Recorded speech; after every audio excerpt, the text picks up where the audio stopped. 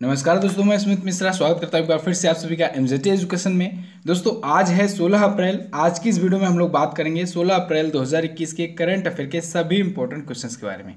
पूरी वीडियो ध्यान से देखिएगा, पूरी वीडियो डिटेल में समझाई गई है। अगर आपको पसंद आए तो वीडियो को लाइक कर दीजिएगा, शेयर कर दीजिएगा अपने दोस्तों के साथ भी। और अगर आपने अभी तक चैनल को सब्सक्राइब नहीं किया है, चैनल को सब्सक्राइब कीजिए, बेल आइकन को प्रेस कीजिए, आने वाली वीडियोज़ का नोटिफिकेशन पाइए। इस वीडियो की पीडीएफ फाइल दोस्तों आपको मिल जाएगी हमारे एप्लीकेशन एमजेटी ऐप पर। वहीं पर इसकी क्विज मिलेगी।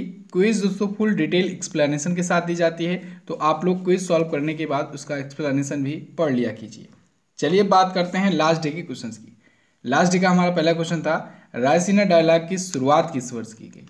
तो दोस्तों रायसीना डायलॉग की शुरुआत 2016 से की गई है। इस बार छठा संस्करण का आयोजित हुआ। निम्न में से किस कारण से गांधी जी ने असहयोग आंदोलन शुरू किया था। तो दोस्तों गांधी जी ने रोलेट एक्ट के विरोध में और जलियांवाला बाग हत्याकांड के विरोध में शुरू किया था असहयोग आंदोलन 1920 में। हालांकि चौरी चौरा कांड की वजह से 1922 में वापस लेना पड़ा। इन दोनों ही क्वेश्चंस के बारे में काफ़ी स्टूडेंट ने बहुत ही अच्छे से डिटेल में आंसर किया है। ऐसे ही आप सब लोग डिटेल में ज़रूर लिखने का प्रयास किया करो। आप लोग डिटेल में लिखते हो तो आप लोग के कमेंट पढ़कर कई लोगों का फ़ायदा होता है, तो आप लोग डिटेल ज़रूर लिखा करो। चलिए बात करते हैं आज के दिन के पहले क्वेश्चन की। आज का हमारा पहला क्वेश्चन है, हाल ही में किस राज्य ने ई पंचायत पुरस्कार 2021 जीता। तो दोस्तों ई पंचायत पुरस्कार 2021 जीत लिया है उत्तर प्रदेश राज्य सरकार ने। उत्तर प्रदेश राज्य सरकार ई पंचायत पुरस्कारों की लिस्ट में टॉप पर बना हुआ है। सेकेंड पोजीशन किसे मिली। सेकेंड स्थान पर दोस्तों असम और छत्तीसगढ़ रहा है।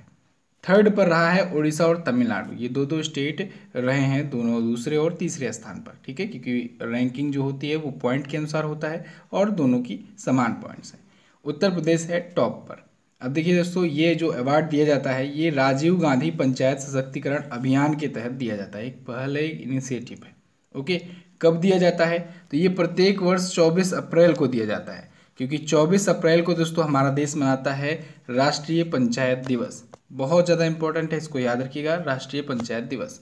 पंचायत दोस्तों, पंचायत प्रणाली अपने आप में एक बड़ा टॉपिक है और इस पर बहुत जल्द आपको मैं वीडियो प्रोवाइड करूंगा, क्योंकि इस पर एक अलग डिटेल वीडियो मिल जाएगी, तो आपको समझ में आ जाएगा पूरा अच्छे से डिटेल में। थोड़ा सा जानकारी दे रहा हूँ यहाँ पर, जानिए।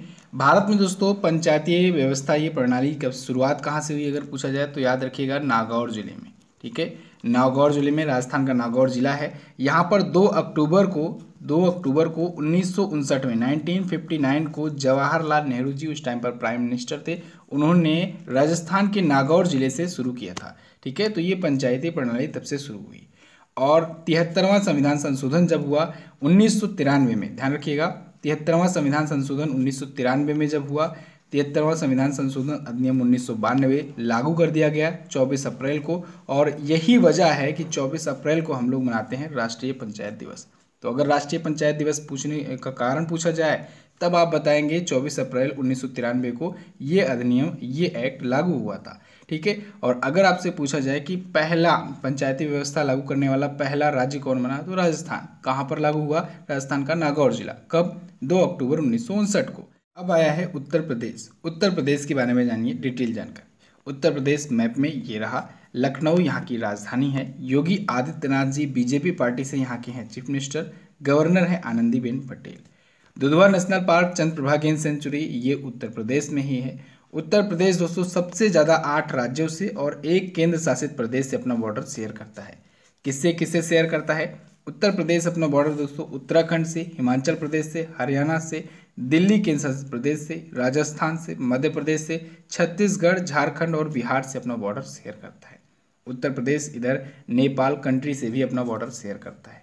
उत्तर प्रदेश में दोस्तों सबसे ज़्यादा विधानसभा की सीटें हैं 403।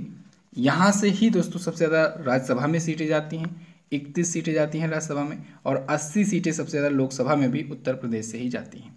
दूसरी सबसे ज़्यादा सीटें कहाँ से जाती हैं? महाराष्ट्र से, याद रखिएगा, वो भी इम्पोर्टेंट है।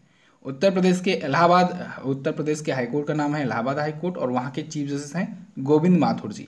हालांकि गोविंद माथुर जी को दोस्तों कोरोना हो गया है, तो अभी वो हॉस्पिटलाइज्ड हैं और उनकी जगह पर अभी कार्यवाहक नियुक्त किए गए हैं, ठीक है। तो उनके नाम को लेकर के आपको कंफ्यूज नहीं होना है। जैसे ही वो हॉस्पिटल से बाहर आएंगे फिर से अपना चार्ज संभाल लेंगे, ठीक है। तो अभी चेंज नहीं हुए हैं। अगला क्वेश्चन है, हाल ही में उत्तर प्रदेश में उप लोकायुक्त किसे नियुक्त किया गया?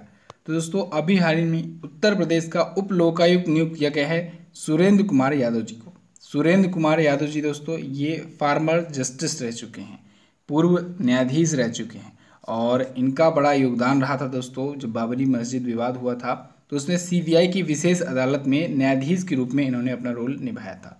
30 सितंबर 2020 को बाबरी मस्जिद के विध्वंस के मामले में इन्होंने फैसला सुनाया था। तो अभी इनको उत्तर प्रदेश का उप लोकायुक्त नियुक्त किया गया है। ठीक है, ये रिटायर्ड जज हैं सुरेंद्र कुमार यादव जी।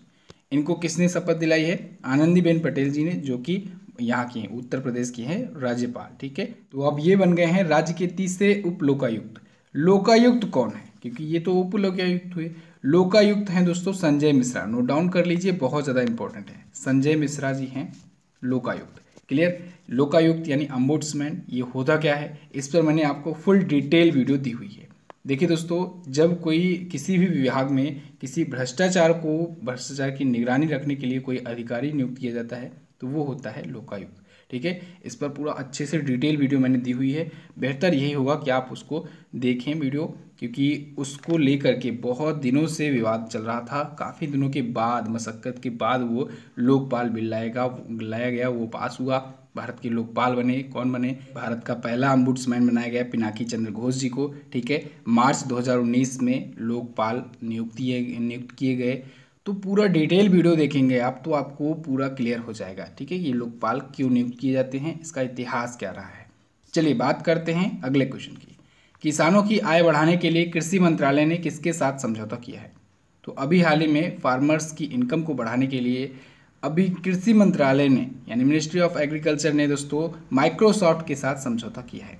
माइक्रोसॉफ्ट आप सबको पता है आईटी कंपनी है अमेरिका की, तो इसके साथ कृषि मंत्रालय ने सहयोग किया है।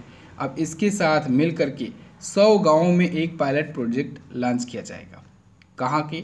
ये 100 गाँव होंगे 6 राज्यों से। कौन कौन से राज्य? उत्तर प्रदेश, मध्य प्रदेश, गुजरात, हरियाणा, राजस्थान और आंध्र प्रदेश। इन 6 राज्यों में यहाँ के 100 सिलेक्टेड गाँवों में अभी पायलट प्रोजेक्ट लॉन्च किया जाएगा। इसका मेन उद्देश्य यही होगा इस प्रोजेक्ट का कि गाँवों में किसानों की बेहतर आय के लिए क्या क्या किया जा सके। कुछ नए नए इनिशिएटिव्स लिए जाएंगे। ठीक है, तो इससे किसानों की लागत भी कम होगी और उनका उत्पादन भी ज़्यादा बढ़ाया जा सकेगा। तो अभी हाल ही में हमारे कृषि मंत्री नरेंद्र सिंह तोमर जी ने समझौता किया है इसके साथ माइक्रोसॉफ्ट के साथ। माइक्रोसॉफ्ट आया है, इसके बारे में जानिए। 1975 में हुई थी इसकी स्थापना, बिल्लू भाई बिल गेट्स ने की थी स्थापना, और माइक्रोसॉफ्ट के सीईओ हैं सत्या नडेला जी, भारतीय मूल के। अगला देखते हैं, हाल ही में शिकायत निवारण पोर्टल किसने लॉन्च किया? तो अभी हाल ही में दोस्तों अनुसूचित जातियों के लिए शिकायत निवारण पोर्टल लॉन्च किया है केंद्रीय मंत्री रविशंकर प्रसाद जी ने। यहाँ पर कर लीजिएगा, अनुसूचित जातियों के लिए शिकायत निवारण पोर्टल ये लॉन्च किया गया है। रविशंकर प्रसाद जी हमारे देश के इलेक्ट्रॉनिक्स और सूचना मंत्री हैं, केंद्रीय मंत्री हैं। तो इन्होंने अभी हाल ही में 14 अप्रैल को लॉन्च किया है। 14 अप्रैल को क्यों? क्योंकि 14 अप्रैल को दोस्तों आप सबको पता है डॉक्टर बाबा साहब भीमराव अंबेडकर जी की जयंती होती है। उस दिन उन्हीं के नक्शे कदम पर चलते हुए राष्ट्रीय अनुसूचित जाति आयोग के द्वारा अनुसूचित जातियों के लिए, शेड्यूल कास्ट के लिए ऑनलाइन शिकायत प्रबंधन पोर्टल लॉन्च किया है। इस पोर्टल से क्या हुआ? इस पोर्टल से दोस्तों जो भी शेड्यूल कास्ट के व्यक्ति हैं वो भारत में कहीं भी किसी भी सिचुएशन में अपनी कोई शिकायत है तो इस पोर्टल पर जाकर के दर्ज करा सकते हैं।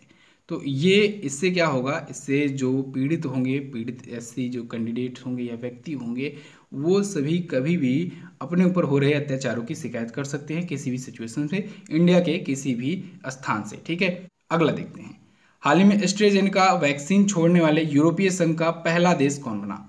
दोस्तों एस्ट्रेजेनेका वैक्सीन को छोड़ने वाला यूरोपीय संघ का, यूरोपियन यूनियन का पहला देश बन गया है डेनमार्क। डेनमार्क क्यों छोड़ रहा है?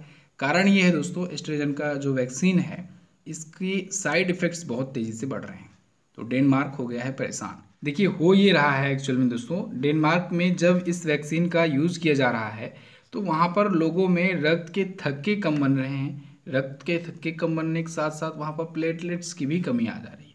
अब प्लेटलेट्स की कमी होने से क्या हो जाता है? डेंगू हो जाता है। पता लगा कोरोना वायरस बचाने के चक्कर में डेंगू रोग हो जा रहा है। तो इस वजह से डेनमार्क ने फैसला लिया है कि वो अब एस्ट्रेजेनेका वैक्सीन का यूज़ नहीं करेगा। अच्छा, वैक्सीन से रिलेटेड क्वेश्चन आया है। वैक्सीन से ही रिलेटेड अभी कल भी एक क्वेश्चन आया था। कौन सा? भारत ने स्पुतनिक 5 को दे दी है मंजूरी इमरजेंसी यूजेस के लिए। अगर इमरजेंसी यूजेस की ज़रूरत पड़ी, मतलब हमारे इंडिया में कहीं पर ऐसा प्लेस हुआ जब वैक्सीन की कमी पड़ी, वैसे बहुत सारे प्लेसेस आ रहे हैं अभी चर्चे में जहाँ पर वैक्सीन कम पड़ रहे हैं, तो ऐसे में स्पुतनिक 5 को भी यूज़ किया जा सकता है। तो ये इमरजेंसी यूजेस के लिए मंजूरी उसे मिली है, ये पॉइंट याद रखना है। बाकी भारत की 2 वैक्सीन तो आपको याद ही होगी, कोविशील्ड और कोवैक्सीन। एक सीरम इंस्टीट्यूट ऑफ इंडिया ने बनाया है कोविशील्ड को, और कोवैक्सीन को बनाया है भारत बायोटेक ने। डेनमार्क आया है, डेनमार्क चलिए देखते हैं वर्ल्ड मैप में है कहाँ पर। वर्ल्ड मैप में देखिएगा दोस्तों, ये रहा हमारा प्यारा भारत। यहाँ से आएंगे हम लोग यूरोपियन कॉन्टिनेंट की तरफ, यूरोपीय महाद्वीप की तरफ। यहाँ पर आपको पहले पहुँच जाना है पूंछ वाले देश के पास, इटली के पास। इसके बाद मैंने आपको बताया था तुरंत पहुँचना है यूके के पास। यूरोपियन यूनियन में, यूरोपियन कंट्रीज़ की तरफ, यूरोपियन कॉन्टिनेंट में पहुँचने के बाद आपको तुरंत ही इटली को देखना है, इटली पर निगाह डालनी है और यूके पर निगाह डालनी है। इसके बाद आपको सर्च करना है। यहाँ से 2 कंट्रीज़ को कवर करने के बाद आपको बहुत आसानी से दिखने लगेंगे। डेनमार्क देखिए यहीं पर आपको दिख जा रहा है, नॉर्वे के नीचे है, जर्मनी के ऊपर है डेनमार्क। डेनमार्क की कैपिटल होती है कोपेनहेगन। क्या होती है? कोपेनहेगन। ये रहा यहाँ की राजधानी। डेनमार्क के पीएम कौन है? Mette Frederiksen. कौन है? Mette Frederiksen. यहाँ की करेंसी क्या होती है? यहाँ की करेंसी होती है दानिश क्रोन। डेनिश क्रोन होती है यहाँ की करेंसी। अच्छा दोस्तों, डेनमार्क ने राजस्थान के साथ डेयरी विकास के लिए समझौता किया है, इसको भी आपको याद रखना चाहिए। चलिए अगला क्वेश्चन देखते हैं। अगला क्वेश्चन है, वाल्ट डिज्नी कंपनी इंडिया ने अध्यक्ष किसे नियुक्त किया? तो दोस्तों, वाल्ट डिज्नी हॉटस्टार ने अभी हाल ही में इंडिया में अपना अध्यक्ष नियुक्त किया है के माधवन को। किसे? के माधवन को इंडिया के लिए अपना अध्यक्ष नियुक्त किया है। अभी दोस्तों अक्टूबर 2020 में उदय शंकर जी ने इस्तीफा दे दिया था। वाल्ट डिज्नी हॉटस्टार, आपको सबको पता है वाल्ट डिज्नी जो है ये अमेरिकी कंपनी है और हॉटस्टार के साथ इसका विलय हो चुका है। ठीक है, तो इसके इंडिया में अध्यक्ष थे अभी तक उदय शंकर जी, वो इस्तीफा दिए अक्टूबर 2020 में। तो अब उनकी जगह पर के माधवन जी आए हैं। के माधवन जी अब तक क्या थे? अब तक ये मैनेजर थे वहाँ पर, ठीक है, प्रबंधक के रूप में नियुक्त थे वाल्ट डिज्नी इंडिया में। ठीक है, 2019 से ही ये वहाँ पर मैनेजर थे। इसके बाद अगर इससे पहले भी बात करें तो 2009 में ये शामिल हुए थे, हॉटस्टार से शामिल हुए थे 2009 में। ओके, तो इनको अब बना दिया गया है वाल्ट डिज्नी हॉटस्टार इंडिया का अध्यक्ष। अगला क्वेश्चन देखते हैं। अगला क्वेश्चन है, हाल ही में भारत के किस राज्य को पहली फ्लोटिंग एलएनजी स्टोरेज और रीगैसिफिकेशन यूनिट मिली है? तो दोस्तों महाराष्ट्र को मिली है भारत की पहली फ्लोटिंग एलएनजी स्टोरेज और रीगैसिफिकेशन यूनिट। इसे हम लोग शॉर्ट फॉर्म में क्या कहते हैं? FSRU, यानी floating storage and regasification unit. देखिए नाम से ही आपको मिल जा रहा है ये रीगैसिफिकेशन है। ये दोबारा से LNG जो गैस है दोबारा से उसको, एक तो इसका काम ये होगा आयात करना, दूसरा चीज़ आयात करने के बाद, क्योंकि एक शिप टाइप का है, आयात करने के बाद ये छोटे छोटे जहाज़ों में दोबारा से रीगैसिफिकेशन भी किया जा सकेगा इससे। तो ये पहली रीगैसिफिकेशन यूनिट है। ठीक है, फ्लोटिंग जो है, तो इसे महाराष्ट्र में अभी लाया गया है जो पश्चिमी तट पर है। ठीक है, भारत के पश्चिमी तट पर रत्नागिरी जिले में ये जयगढ़ टर्मिनल पर पहुंच चुका है। तो अब इससे पर्यावरण के अनुकूल और तेजी से आयात किया जा सकेगा प्राकृतिक गैसों का। ओके, अच्छा ये कहाँ से कहाँ तक वर्क करेगा? तो ये दोस्तों 56 किलोमीटर लंबे, 56 किलोमीटर लंबे जयगढ़ दाभोल प्राकृतिक गैस पाइपलाइन को रीगैसिफाइड LNG प्रोवाइड करेगा। ठीक है, तो ये इसका होगा काम। महाराष्ट्र में इसे शामिल किया गया है। महाराष्ट्र के बारे में जानते हैं मैप में देख करके।